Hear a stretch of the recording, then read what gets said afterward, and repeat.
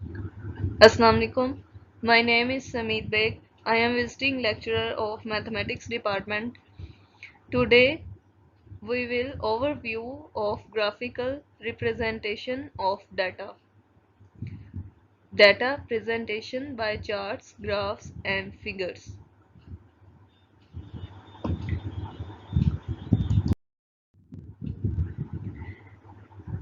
Our learning objectives are: what is graphical representation, different types of graphs, charts, bar diagram, histogram, frequency polygon, frequency curve, pie chart, and ogive.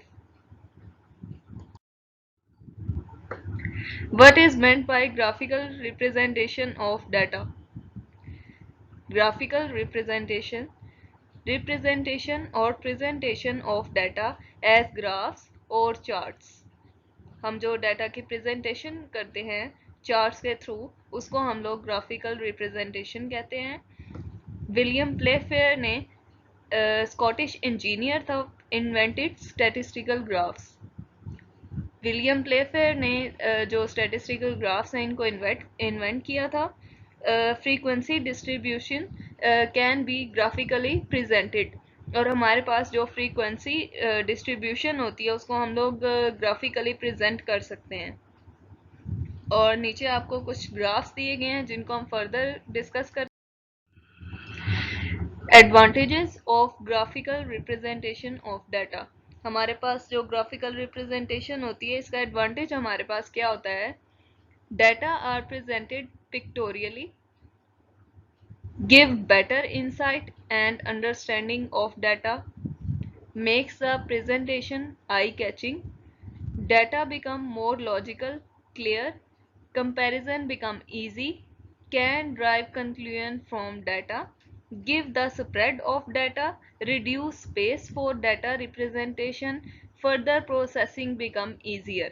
हमारे पास advantages में है कि हमें data की better understanding हो जाती है representation से, और हमारा जो कंपैरिजन है वो इजीली हम कंपेयर कर सकते हैं चीज़ों को, और हमें डाटा के स्प्रेड का पता चलता है कि हमारा डाटा कितना स्प्रेड है हमारे डाटा का, और हम रिड्यूस, हम लोग कम स्पेस में हम डाटा को रिप्रेजेंट कर सकते हैं। Different types of graphs. Statistical graphs की जो डिफरेंट टाइप्स हैं वो हमारे पास हैं 6 हमारे पास टाइप्स हैं।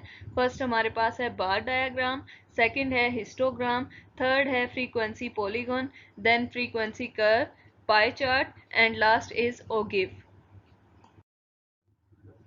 फर्स्ट हमारे पास है bar diagram, also called as bar chart, a graphical representation of mathematical data. Definition है इसकी हमारे पास: a chart that presents group data with rectangular bars with heights proportional to the values that they represent.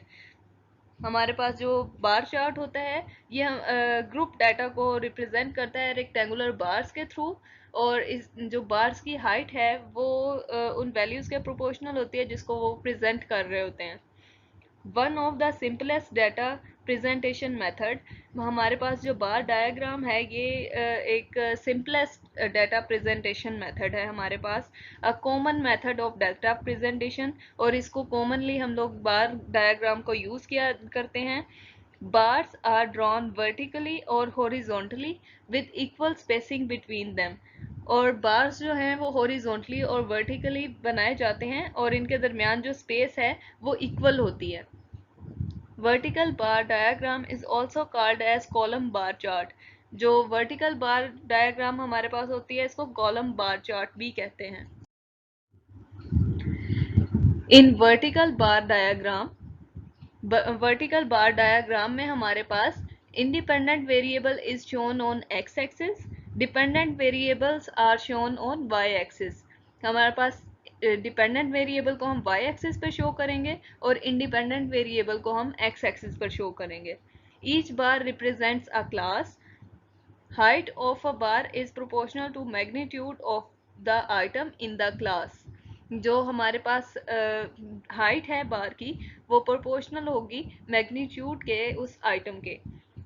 यहाँ पर हम example देख लेते हैं। एग्जाम्पल में हमें ईयर्स दिए गए हैं और पास परसेंटेज दी गई है। ईयर्स हमारे पास हैं 2000 से ऑनवर्ड 2005 तक, और हमारे पास 5 क्लासेस दी गई हैं हमें। तो इसका हम लोग बार चार्ट इस तरह ड्रॉ करेंगे कि हम ईयर्स को वाई एक्सिस पर रखेंगे और जो हमारी पास परसेंटेज है उसको हम एक्स एक्सिस पर रखेंगे। तो यहाँ पर जो हमारी सबसे हाईएस्ट जो पास परसेंटेज है वो है 90।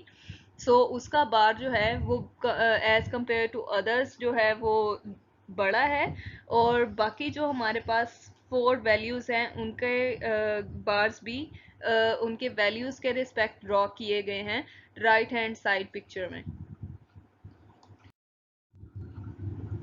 Different types of bar diagrams. हमारे पास बार डायग्राम्स की दो टाइप्स हैं, simple bar diagram and multiple bar diagram. जो हमारे पास सिंपल बार डायग्राम है, items are to be compared with respect to a single characteristic. जो हमारे पास आइटम्स होती हैं उसको हम एक सिंगल करेक्टरिस्टिक होता है हमारे पास, उसमें हम लोग single bar diagram simple bar diagram को यूज करते हैं। और जो मल्टीपल बार डायग्राम है, more sets of variable for comparison. इसमें हम दो से ज्यादा जो है हमारे पास वेरिएबल, जो ज्यादा वेरिएबल्स हैं उनको हम कंपेयर करने के लिए हम मल्टीपल बार डायग्राम यूज करते हैं। सबसे पहले इस स्लाइड में लास्ट पर फर्स्ट में हमारे पास सिंपल बार डायग्राम बनाया गया है, और नेक्स्ट जो हमारे पास है उसके अंदर फ्रूट्स का डाटा हमें apples, oranges, bananas, apricot and grapes, इनका हमें डाटा गिवन है डिफरेंट 3 ईयर्स में, 1999, 2000 एंड 2001 में। इसके अंदर हम लोग 3 ईयर्स का डाटा हम लोग कंपेयर कर रहे हैं फ्रूट्स में। और नेक्स्ट भी हमारे पास मल्टीपल चार्ट की एग्जांपल है, उसके अंदर इंपोर्ट और एक्सपोर्ट को कंपेयर किया गया है डिफरेंट ईयर्स के अंदर, कि हमारे पास कितनी इंपोर्ट्स हैं और कितनी एक्सपोर्ट्स हैं गिवन 5 ईयर्स में। नेक्स्ट हमारे पास जो ग्राफिकल रिप्रेजेंटेशन मेथड है वो है histogram. And other simple pictorial representation of statistical data, variables are represented as columns. The height of column correspond to the frequency, tells how many items are in each numerical category. ये हमारे पास जो columns होते हैं, columns की जो height होती है वो फ्रीक्वेंसी के कोरस्पॉन्ड होती है। जितनी फ्रीक्वेंसी ज़्यादा होगी उतना कॉलम ज़्यादा होगा। Histogram resembles bar diagram but with differences. In histogram, the columns representing each class are in close contact and no space between them. जो हमारे पास हिस्टोग्राम है, इसके अंदर जो हम कॉलम्स को रिप्रेजेंट करते हैं, एक क्लास को हम रिप्रेजेंट करते हैं, उसके दरमियान में कोई स्पेस नहीं होता, हम उसमें कोई स्पेस नहीं रखते। The absence of interbar space denote continuity of classes। और जब हम स्पेस नहीं रखते तो ये हमारी क्लासेस की कॉन्टीन्यूटी को डिनोट करता है। Construction of a histogram. अब हम हिस्टोग्राम को कंस्ट्रक्ट करते हैं। क्या स्टेप्स हैं उसके अंदर? Class intervals are taken on x axis. हमारे पास जो क्लास इंटरवल्स गिवन होते हैं उसको हम लोग एक्स एक्सिस पर लेंगे। Representative frequencies are taken on Y axis. जो हमारे पास रिस्पेक्टिव फ्रीक्वेंसीज हमें गिवन होंगी उनको हम लोग वाई एक्सिस पर लेंगे। Class intervals used are usually of equal width. हमारे पास जो क्लास इंटरवल्स होते हैं उनकी विड्थ इक्वल होती है। The frequency is proportional to the area and height of the bar. हमारे पास जो एग्जांपल दी गई है इसके अंदर हमारे पास 5 क्लासेस गिवन हैं जो कि 0 से लेके 50 तक है हमारे पास, और फ्रीक्वेंसी इनकी गिवन है। सबसे फर्स्ट पे हमारे पास क्लास है 0 to 10। इसको हम लोगों ने ग्राफ में रिप्रेजेंट किया 0 to 10, और इसकी फ्रीक्वेंसी है 7। उसको हम लोगों ने ड्रॉ किया और बगैर स्पेस किए हमने next class Lee 10 to 20। 10 to 20 लेकर उसकी फ्रीक्वेंसी है 13। वहां तक हम लोग ऊपर गए और हमने बार ड्रॉ किया। इसी तरह हमने बार ड्रॉ करते हुए लास्ट पर हमारा बार है 40 to 50। इसकी फ्रीक्वेंसी है 2। और ये लास्ट बार हम लोगों ने ड्रॉ किया। इस तरह हमारे पास हिस्टोग्राम को हमने कंस्ट्रक्ट किया यहाँ पर। नेक्स्ट हमारे पास है importance of histogram. Area of blocks in histogram clearly shows the frequency of each class।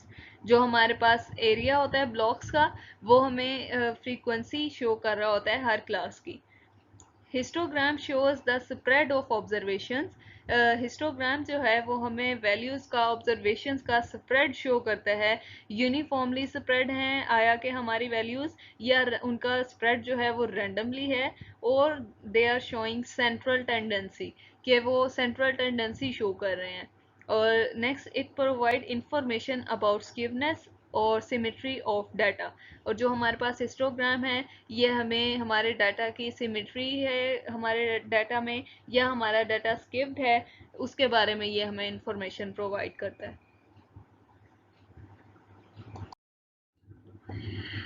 Third type of graphical representation is frequency polygon. In frequency polygon, mid values of each class is obtained. हम classes की mid value को obtain करते हैं। In a graph paper, frequency of each class is plotted against the middle value of class on x axis. हमारे पास x axis में जो classes given है उसमें हम एक्स एक्सिस पर उनके क्लासेस के मिड पॉइंट लेंगे और उसके अगेंस्ट जो हमारे पास फ्रीक्वेंसी आ रही है उसको हम प्लॉट करेंगे। The points are then joined by straight line।